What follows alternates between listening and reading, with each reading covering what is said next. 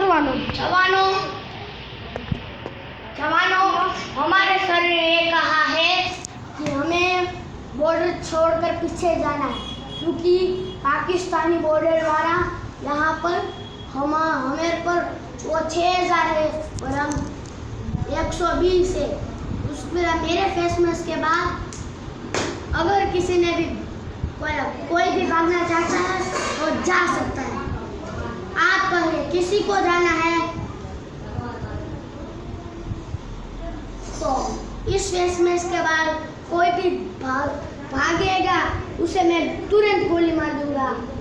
वाहिगुरु ना करे, अगर तू भागे और मैंने भागने की कोशिश की तो तुम लोग मुझे गोली मार देना। एक कमांडर का बंदा जो बोले